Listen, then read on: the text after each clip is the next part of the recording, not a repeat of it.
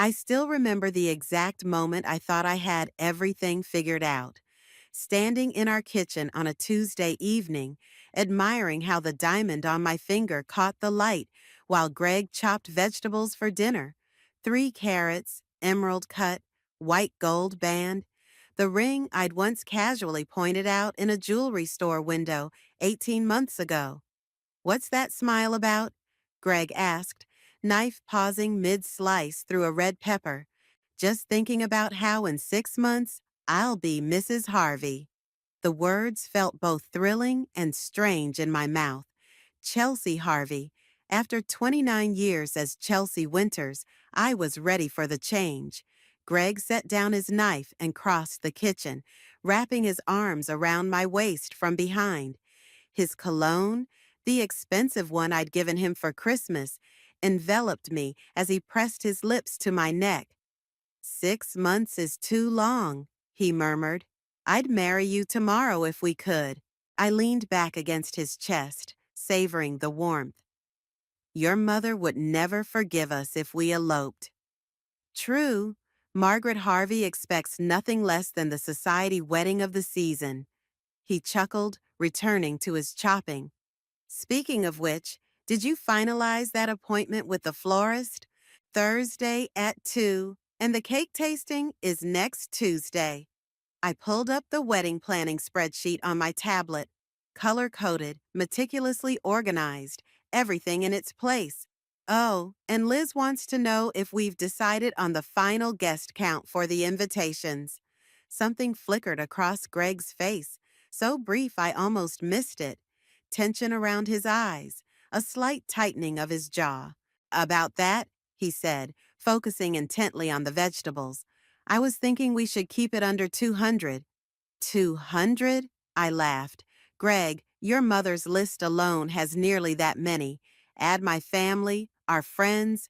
We'll trim it down. His tone was sharper than usual. It's getting out of hand. I set down my tablet, studying him. Is everything okay? You seem tense. Just work stuff. He smiled, but it didn't reach his eyes. The Richardson merger is a nightmare. Before I could press further, his phone buzzed. Greg wiped his hands and checked the screen, his body language shifting instantly. I need to take this, he said, already walking toward our bedroom. It's Roland about the merger.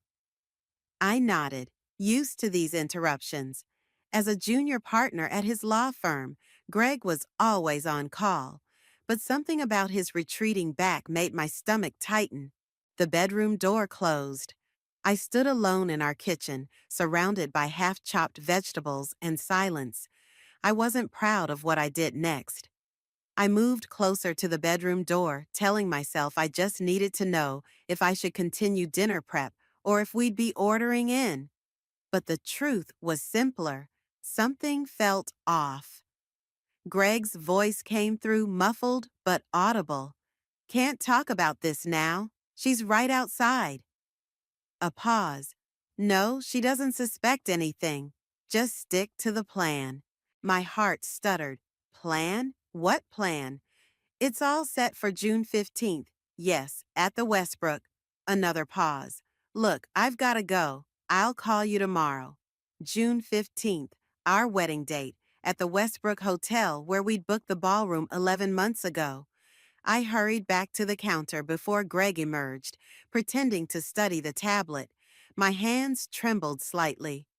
Sorry about that, he said, returning to the cutting board. Roland's panicking about the presentation tomorrow. I nodded, not trusting my voice. Greg resumed chopping, humming under his breath like nothing had happened.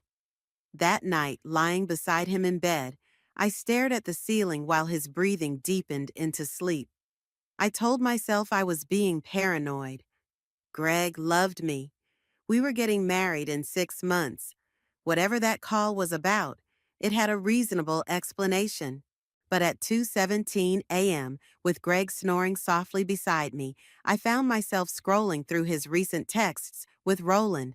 Nothing suspicious, just work talk and plans for a golf game next weekend. I was about to put his phone down when a text from Paisley appeared. Paisley Whitney, Greg's childhood friend, the gorgeous brunette who always hugged him a beat too long at parties. The woman who, despite my best efforts, made me feel like an outsider in conversations peppered with inside jokes and shared memories. Confirmed the thing we discussed. All good for the 15th. She'll never know. My finger hovered over the message. Opening it would mark it as read. Greg would know I'd snooped. I set the phone down, heart racing. She'll never know. The words echoed in my head as I stared at the ceiling, the diamond on my finger suddenly feeling heavy and cold.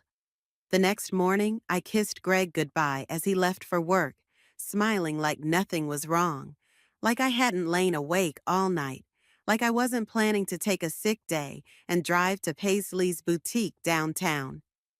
I love you, he said at the door, straightening his tie.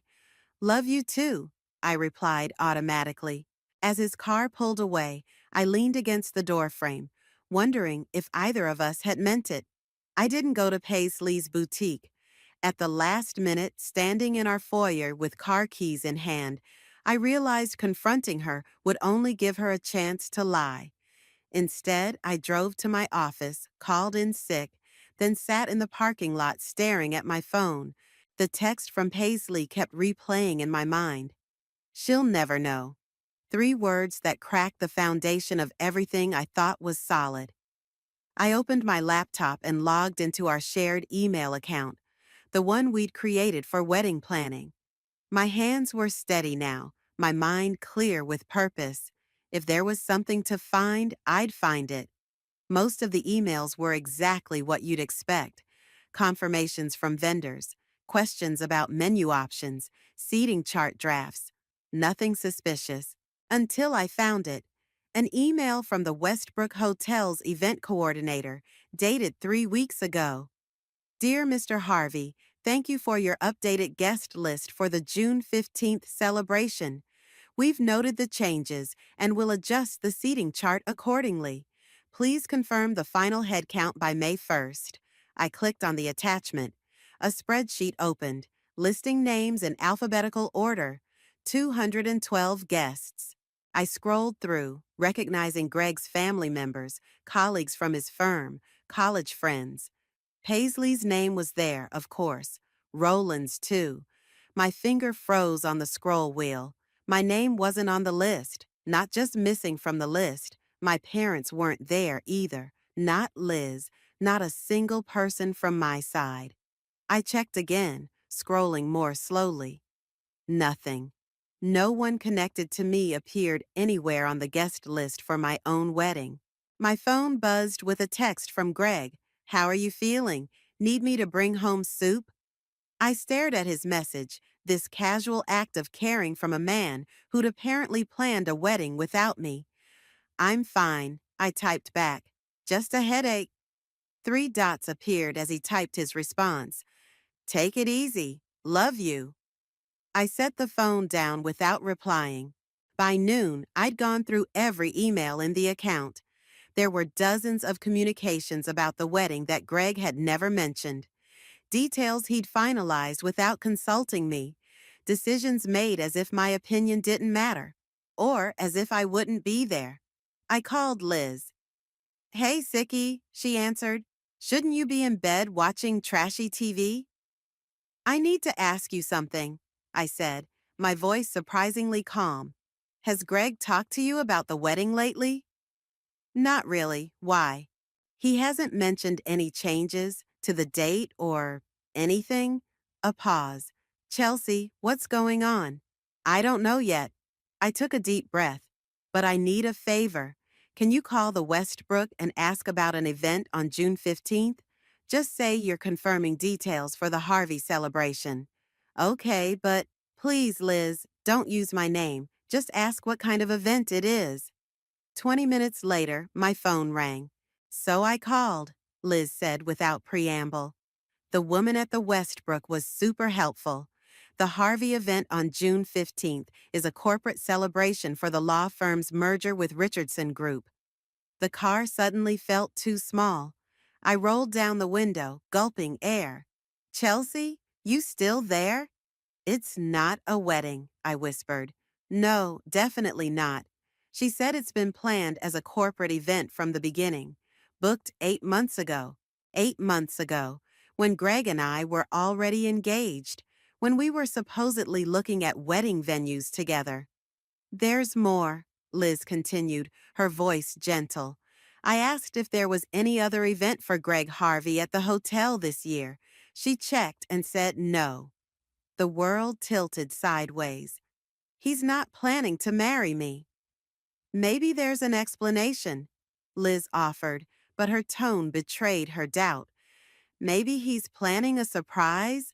A surprise wedding where I'm not on the guest list? My laugh sounded hollow even to my own ears. Where my family isn't invited. Come over, Liz said. You shouldn't be alone right now. I need to think. After hanging up, I sat motionless, watching people come and go from the office building. Normal people having normal days. People whose fiancés weren't planning elaborate celebrations without them. My phone rang again. Roland's name flashed on the screen. I answered without thinking. Chelsea, hey, is Greg with you? Roland sounded rushed. No, I'm not feeling well. I stayed home. Damn, he's not answering his phone, and we need to finalize some details for the 15th. The caterer needs a decision on the champagne for the toast. My heart pounded. The toast? Yeah, when Greg announces the merger, it's his big moment. First major deal as partner. He wants everything perfect. Of course, I managed. His big moment. Sorry to bother you with this. I know you're not involved in the planning. Greg wanted to keep you out of it so you wouldn't have to deal with the stress. How considerate. Actually, Roland, I said, surprising myself with how steady my voice sounded, I've been helping with some details. Remind me, what's the dress code again? Black tie, obviously. Greg's been obsessing over it for months. Says it's the most important night of his life. The most important night of his life. Not our wedding day. A corporate party. Thanks, Roland. I'll tell him you called. I hung up and started the car. As I pulled out of the parking lot, my engagement ring caught the sunlight, sending prisms dancing across the dashboard. By the time I reached our apartment, I knew exactly what I needed to do next. Our apartment felt different when I returned, smaller, filled with lies. I moved through the rooms like a detective, seeing everything with new eyes. The framed photo of us in Cabo, Greg's arm around my waist, my face turned up to his in adoration. The wedding magazines stacked neatly on the coffee table, the save the date sample cards we'd been discussing just last week, props, all of it. I sat on our bed, the bed where we'd made love 2 nights ago, where he'd whispered plans for our future, and tried to make sense of it all. Why maintain this elaborate charade? Why propose, plan a fake wedding, build a life with me if he didn't want to marry me? The engagement ring felt like it was burning my finger. I twisted it off and held it up to the light. 3 carats of empty promises. My phone buzzed with a text from Greg. Meeting running late. Home by 7. Love you. I didn't respond.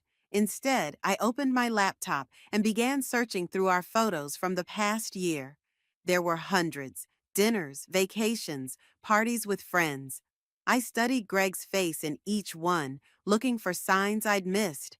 Had he been faking it all along? Was anything real? In one photo from New Year's Eve, I noticed something I hadn't before. While I beamed at the camera, Greg was looking slightly to the side, at Paisley, who stood just out of frame in the next photo. I closed the laptop and did what I should have done hours ago. I called my mother. Chelsea, what a nice surprise, she answered, her voice instantly soothing.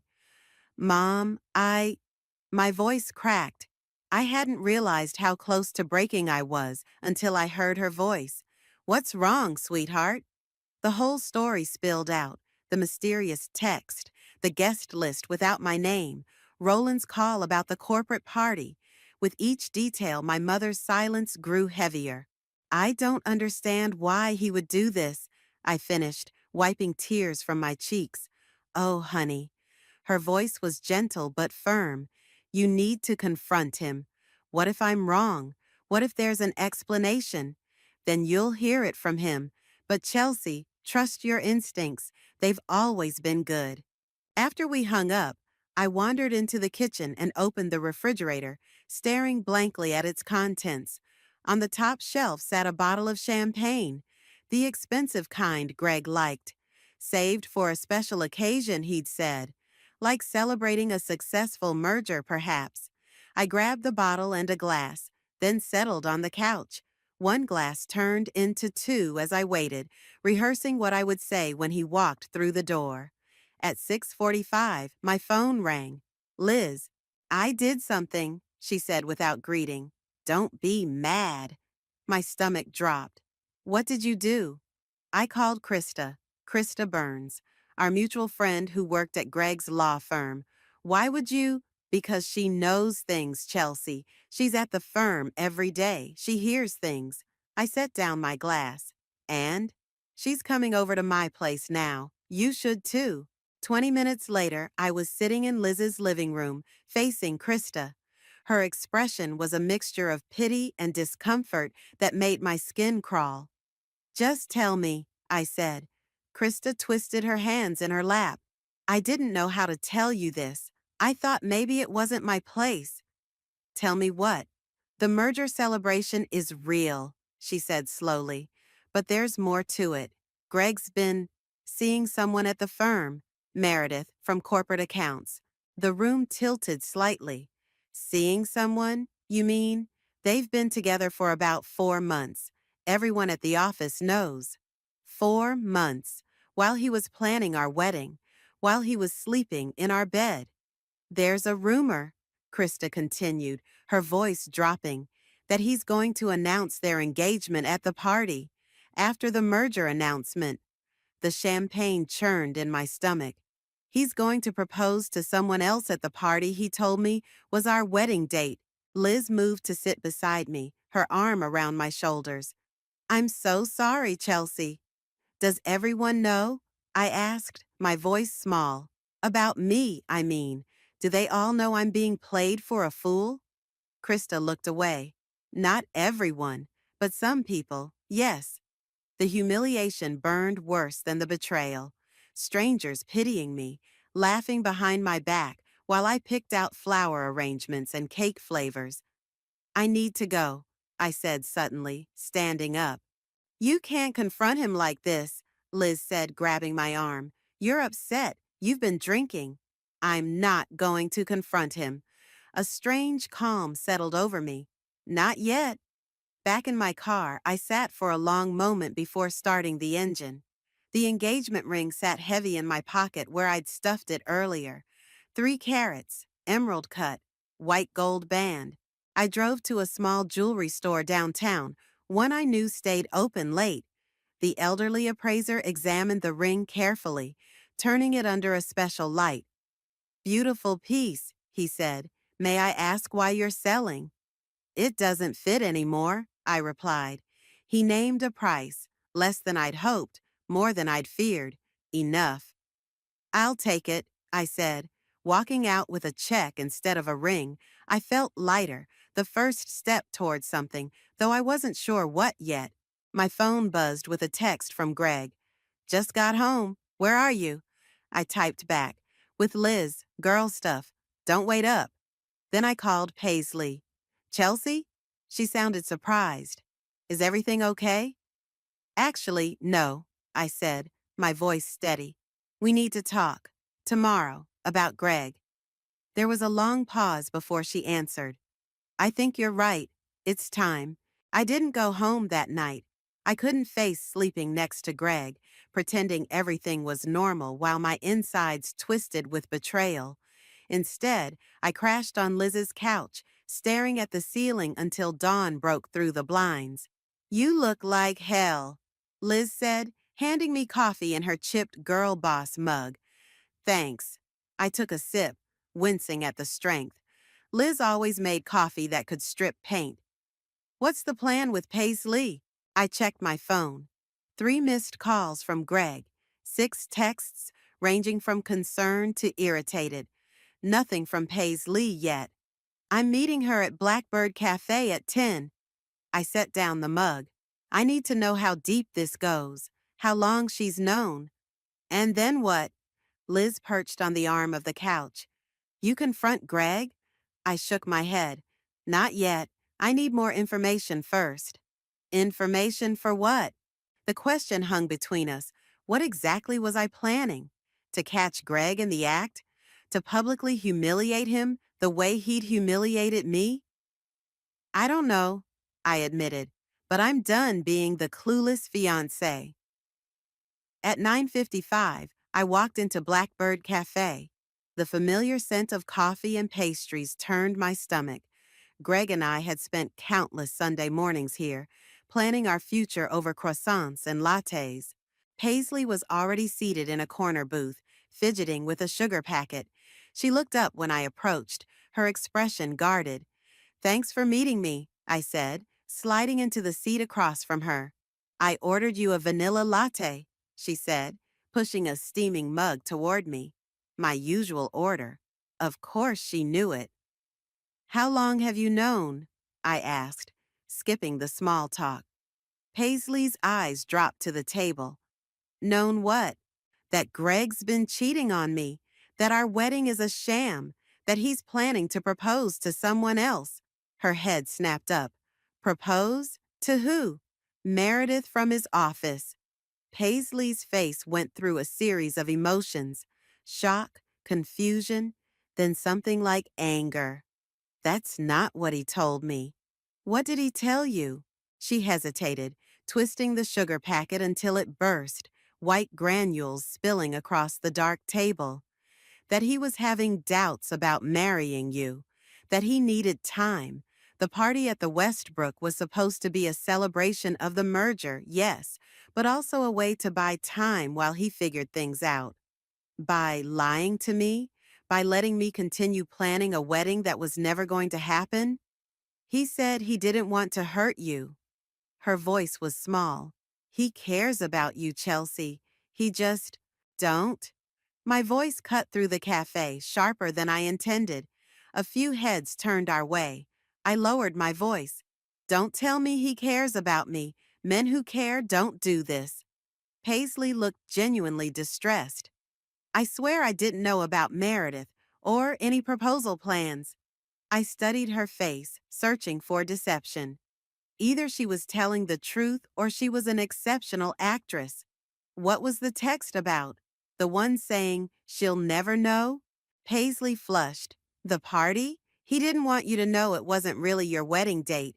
He was going to suggest postponing a few weeks before, claim a work emergency. And you helped him with this plan? I told him it was wrong, she said quickly. I told him to be honest with you. But you still helped him. The betrayal stung fresh. Paisley had been in our lives for years. I'd invited her into my home, shared meals with her, trusted her. I've known Greg since we were kids, she said, as if that explained everything. But I never wanted to see you hurt. Yet, here we are. Paisley reached across the table, her fingers stopping just short of mine. What are you going to do? I haven't decided yet. I took a sip of the latte she'd ordered me. It tasted like cardboard. But I need to know everything. When did this start? The doubts, the cheating, all of it. Paisley's story unfolded between sips of cooling coffee. Greg's cold feet had started months ago, around Christmas.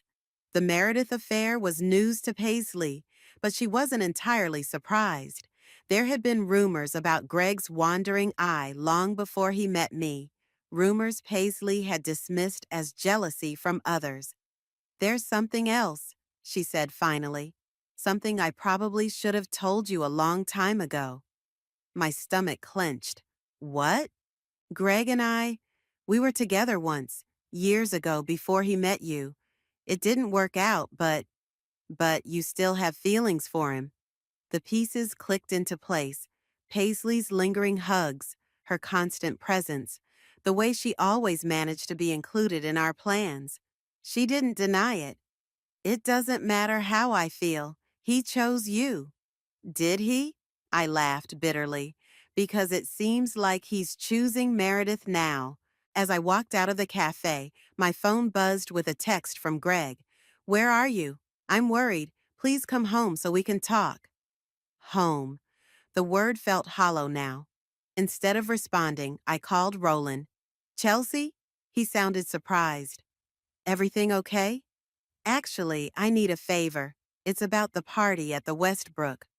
What about it? I want to help with the planning. It's important to Greg, which means it's important to me. There was a pause. Are you sure? Greg was pretty clear about keeping you out of it.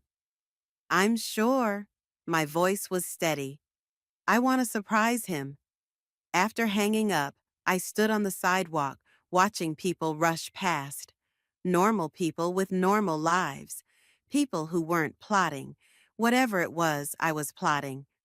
My phone buzzed again. A text from Liz. How did it go with Paisley? I typed back.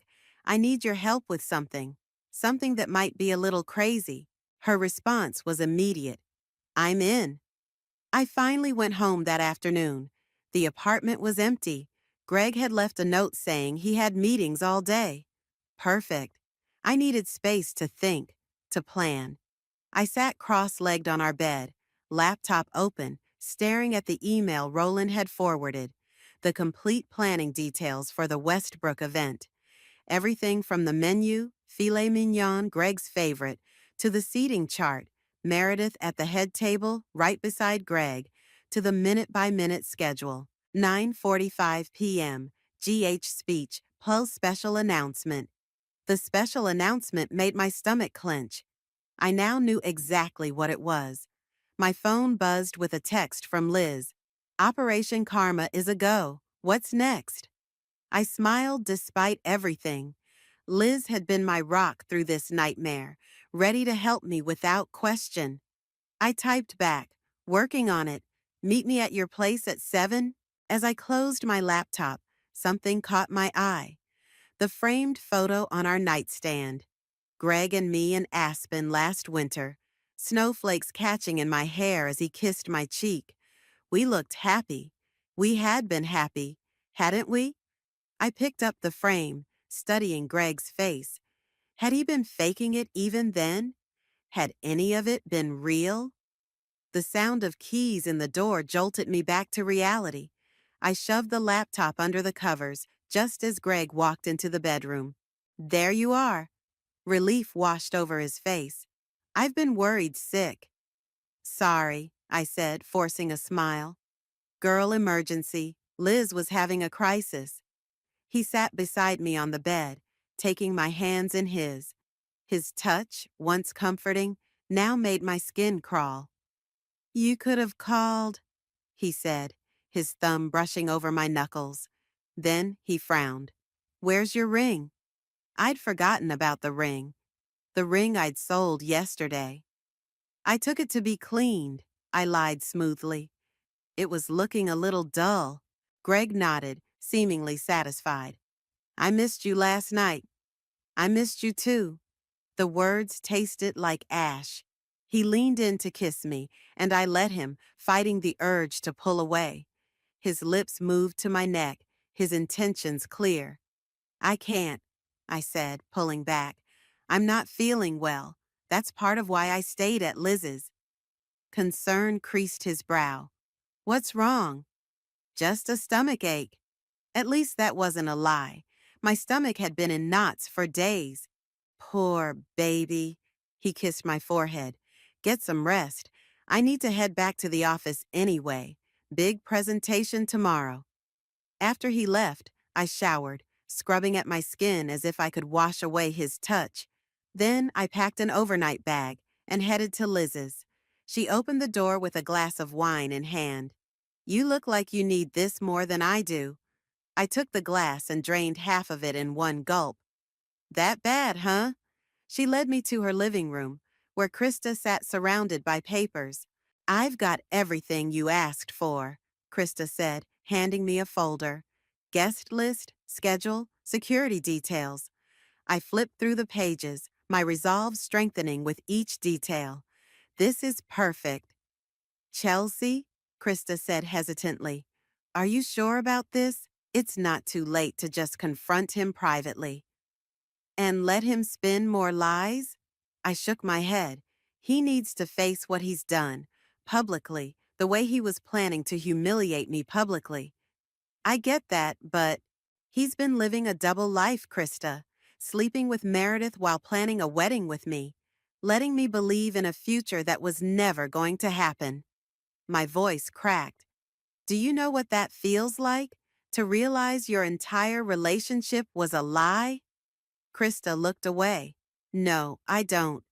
I'm not just doing this for revenge, I continued, softer now. I'm doing it because he shouldn't get to walk away from this unscathed. He shouldn't get to be the good guy who everyone congratulates on his new engagement while I'm left picking up the pieces. Liz squeezed my shoulder. We're with you, whatever you need. We spent the next hour finalizing our plan. It was simple but effective. I would attend the party uninvited, wait for Greg's big announcement, and then make one of my own. What about after? Krista asked. Have you thought about that part? I hadn't. In my mind, the plan ended with Greg's public humiliation. I hadn't considered the aftermath, where I would go, what I would do. I'll figure it out, I said, but uncertainty crept in. Was I really ready to blow up my entire life? As if reading my thoughts, Liz said, You can stay with me as long as you need. We'll get through this together. My phone buzzed with a text from Greg. Working late, don't wait up. Love you. The casual love you made me want to scream. How many times had he sent the same text to Meredith? As I stared at the message, another text came through from Paisley. We need to talk again. There's something you should know before you do anything. I showed the text to Liz. What do you think? Could be a trap, she said. Maybe Greg suspects something and put her up to it. Or maybe she knows something important. I typed back to Paisley. When and where? Her response was immediate. Now, the park bench near the fountain. I grabbed my jacket. I have to go. Want me to come with you? Liz asked. No, I need to do this alone. The park was quiet at this hour, just a few joggers and dog walkers. Paisley sat alone on the bench, her face pale in the fading light. Thank you for coming, she said as I sat beside her. What's this about, Paisley? She took a deep breath. I lied to you earlier, about Greg and me. It wasn't years ago. We were together 6 months ago. The world tilted sideways. 6 months ago? We were already engaged then. Paisley nodded, tears welling in her eyes. It was just once. He said he was confused, having doubts. And Meredith? Started after me, as far as I know. She wiped at her eyes. I'm so sorry, Chelsea. I should have told you sooner. I sat in stunned silence, absorbing this new betrayal. Not just one affair, but two, maybe more. Why are you telling me this now? I finally asked. Because whatever you're planning, you should know exactly who you're dealing with. Paisley met my eyes. And because I want to help. Help how? I asked Paisley, unable to keep the skepticism from my voice. You've been lying to me for months. Why should I trust you now? She flinched but held my gaze. Because I know things about Greg that could help you, and because I'm tired of being part of his games. The evening air felt suddenly colder. A jogger passed us, breath fogging in the twilight.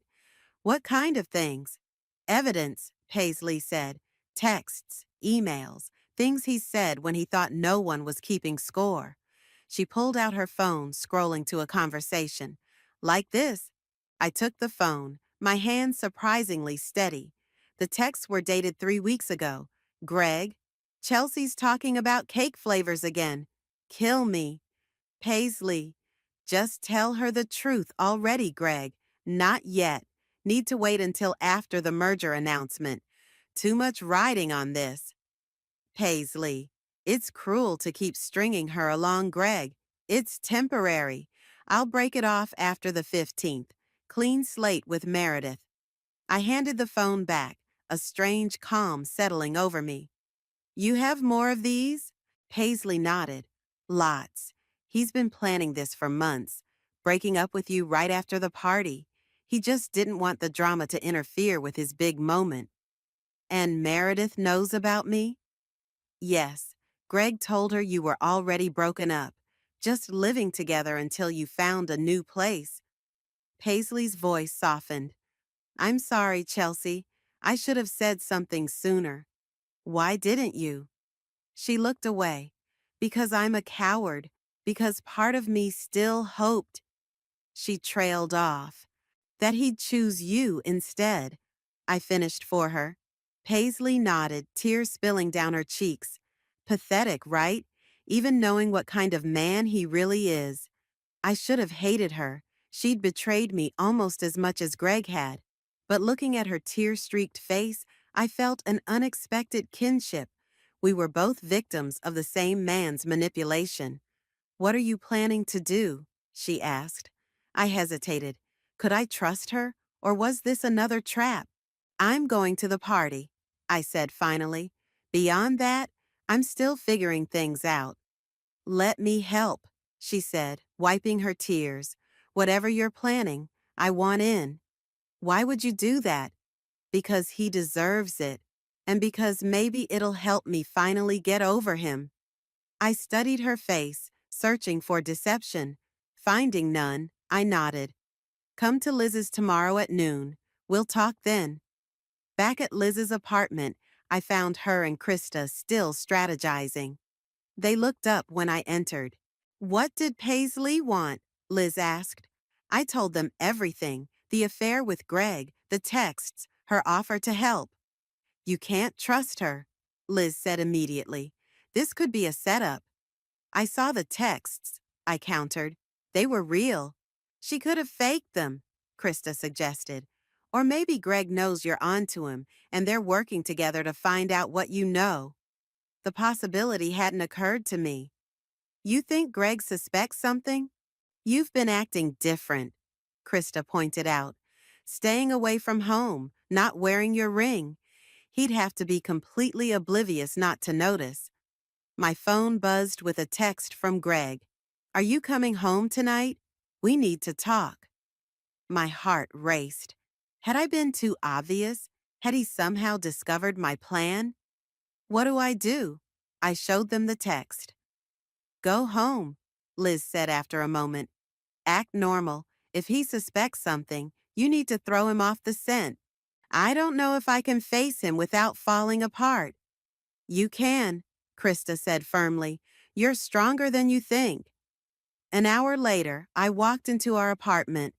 Greg sat on the couch, a glass of scotch in hand. He looked up when I entered, his expression unreadable.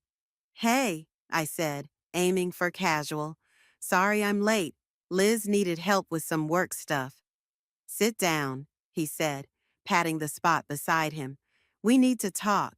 I sat, leaving space between us, my heart hammering. What's up? I've been thinking about us, he began, swirling the amber liquid in his glass. About the wedding.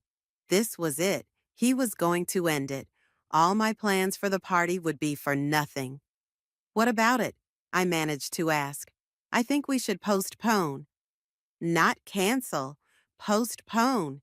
He was still playing the game.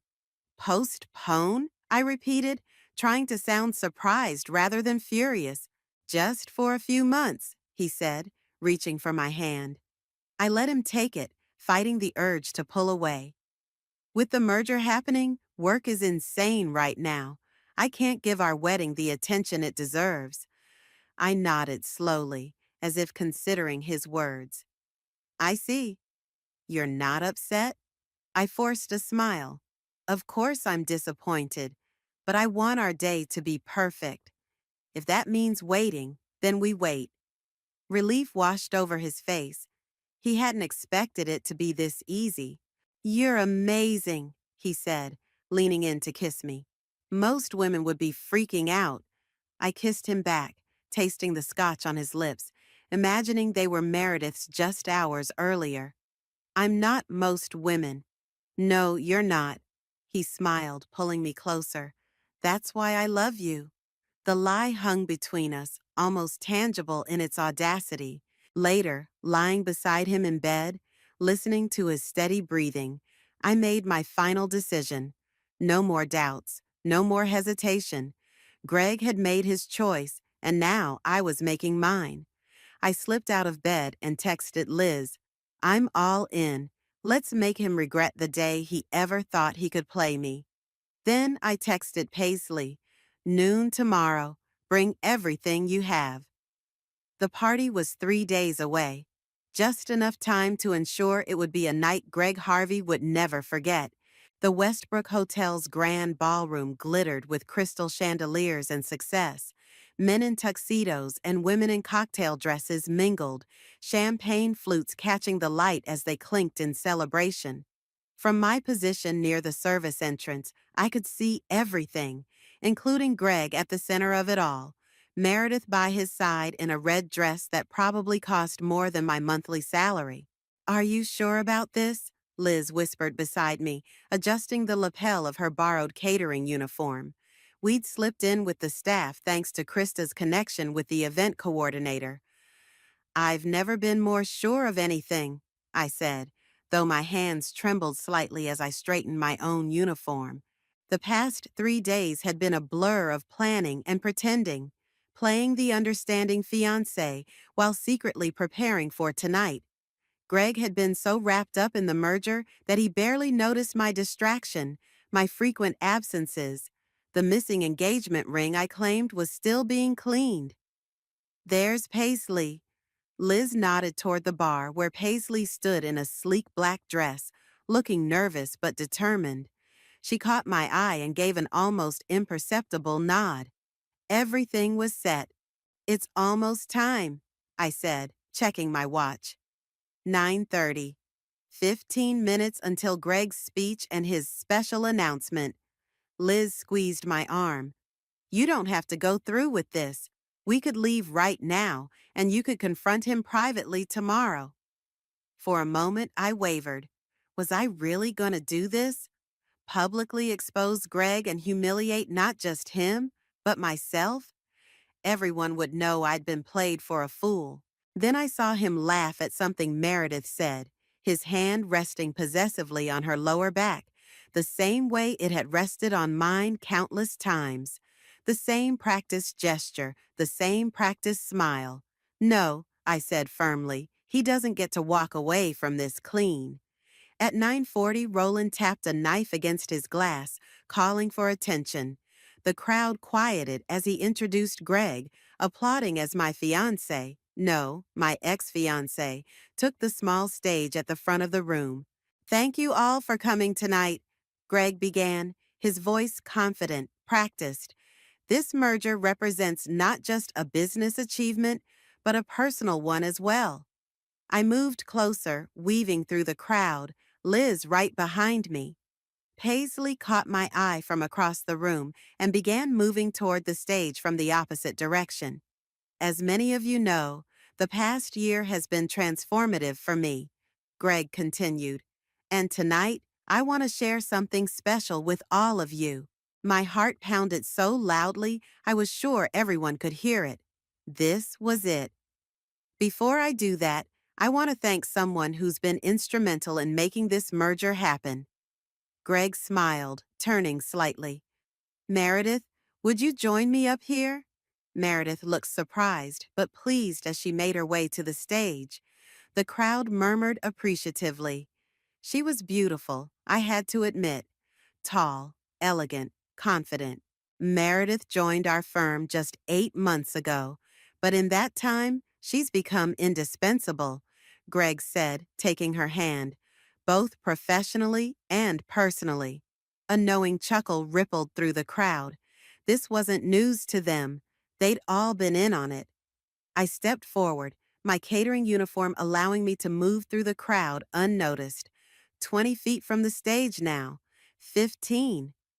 In fact, Greg continued, reaching into his pocket, I can't imagine my future without her. The crowd gasped as he pulled out a small velvet box. Meredith's hand flew to her mouth in what looked like genuine surprise. 10 feet from the stage. Meredith, Greg said, dropping to one knee. Will you? Interesting proposal, Greg, I said loudly, stepping into the open space before the stage.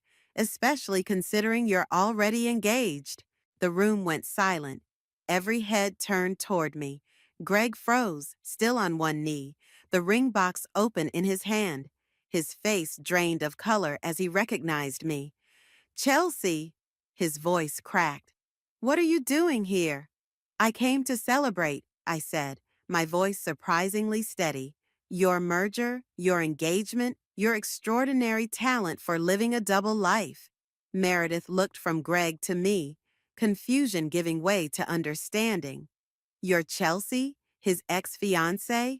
Ex? I raised my eyebrows. That's news to me. As of this morning, we were still very much engaged, still sharing an apartment, still planning our wedding. I turned to the crowd.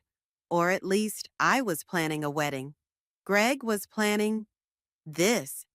Murmurs swept through the room. Greg stood, closing the ring box, his expression hardening. This isn't the place, Chelsea. No. I stepped closer to the stage. Funny, you seemed perfectly comfortable making your announcement here, in front of all these people, on what was supposed to be our wedding date. Gasps and whispers now. Meredith stepped back from Greg, her face a mask of humiliation. You told me you broke up months ago, she said to Greg, her voice tight with anger. He told me we were postponing the wedding because of work stress, I countered. Turns out he's been lying to both of us. Greg's face flushed with anger. That's enough, Chelsea. You're making a scene. A scene? I laughed, the sound brittle even to my own ears. You haven't seen a scene yet. I nodded to Paisley, who stepped forward from the other side of the room. Greg's been playing us all, she said, her voice carrying across the now silent ballroom. He was with me 6 months ago, while engaged to Chelsea. Then he moved on to Meredith, while still planning a wedding with Chelsea. Roland stepped forward, confusion on his face. Greg, what the hell is going on? Greg's composure cracked. This is ridiculous. You're all overreacting. I was going to end things with Chelsea after tonight. I just didn't want to deal with the drama before the merger. The drama, I repeated, my voice ice cold. That's what our 3-year relationship was to you? Drama to be managed? I turned to face the crowd, making eye contact with as many people as I could.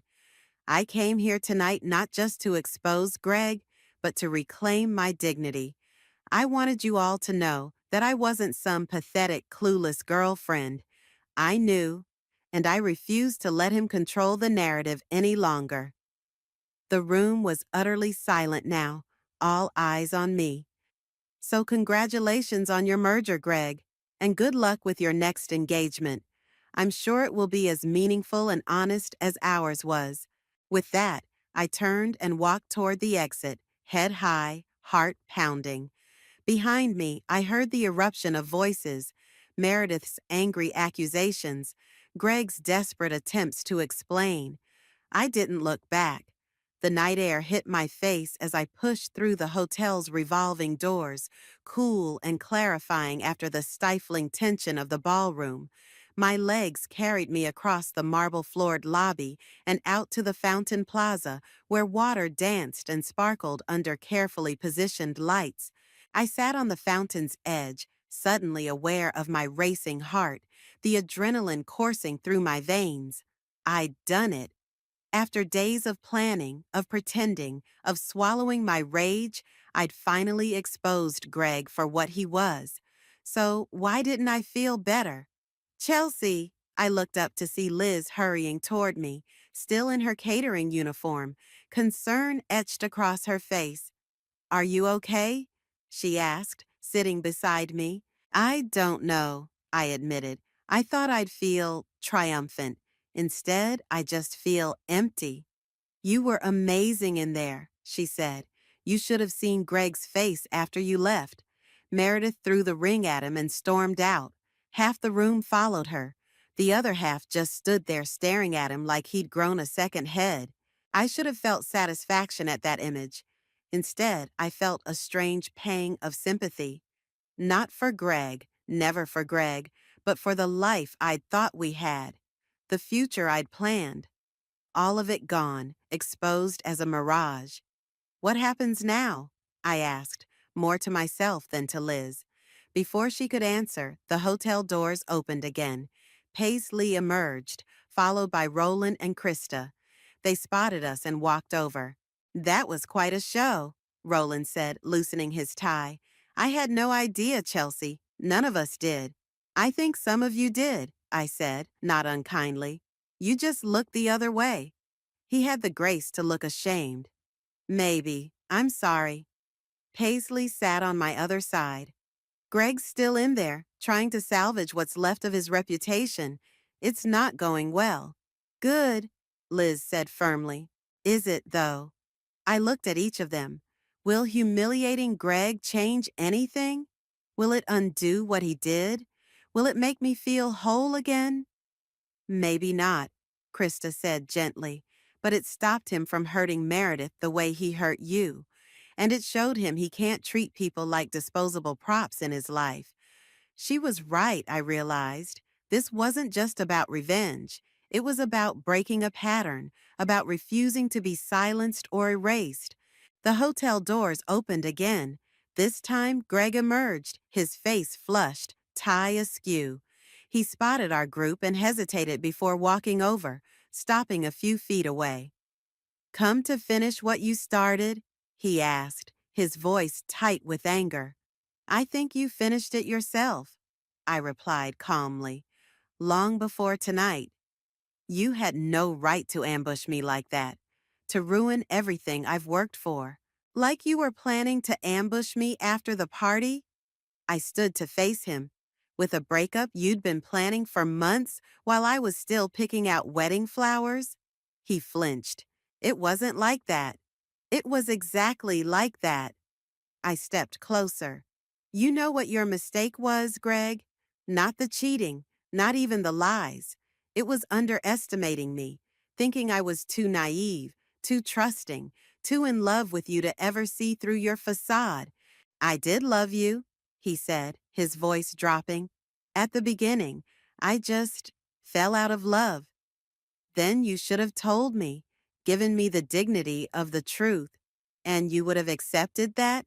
Just walked away quietly? The question caught me off guard. Would I have? Or would I have fought, pleaded, tried to change his mind? I'll never know, I said finally, because you never gave me the chance to find out. Greg looked at the group surrounding me, Liz, Paisley, Roland, Krista, people who had chosen to stand with me rather than him. So what now? He asked. You've had your revenge, destroyed my relationship with Meredith, humiliated me in front of everyone who matters. Are you satisfied? I considered the question seriously. No, I said, I'm not satisfied, but I am free. Free of the lies, free of the doubt, free of wondering what I did wrong or how I could fix it. I reached into my pocket and pulled out my keys, removing the one to our apartment. I held it out to him. I'll be by tomorrow to get my things, I said. After that, we never need to see each other again. He took the key, his fingers brushing mine for the last time. For what it's worth, I am sorry. Not for tonight, but for everything else. I know, I said, surprising myself with the realization that I believed him. But it doesn't change anything. Greg nodded once, then turned and walked away, shoulders slumped, looking smaller somehow than the man I'd thought I knew. "Come on," Liz said, linking her arm through mine. "Let's get out of here." As we walked toward the street, Paisley fell into step beside me. "What will you do now?" "I don't know yet," I admitted, "but for the first time in a long time, that feels okay." We reached the sidewalk, the night spread out before us, full of possibilities I hadn't allowed myself to consider while trapped in Greg's web of lies. "You know what I want right now?" I said suddenly. "Pancakes from that 24-hour diner on 7th. Liz laughed. "Pancakes it is." As we walked, I felt something shift inside me. Not healing, not yet, but the beginning of it. The first step on a path that was entirely my own. "You're going to be okay," Krista said, as if reading my thoughts. I looked up at the night sky, at the stars barely visible through the city lights. "I know," I said. "I already am." And in that moment, standing on the sidewalk with people who had seen me at my worst and still stood by me, I realized it was true. The pain wasn't gone, the betrayal still fresh. But beneath it all was something stronger. The knowledge that I had faced the truth and survived it, that I had refused to be a footnote in someone else's story. I had reclaimed my own.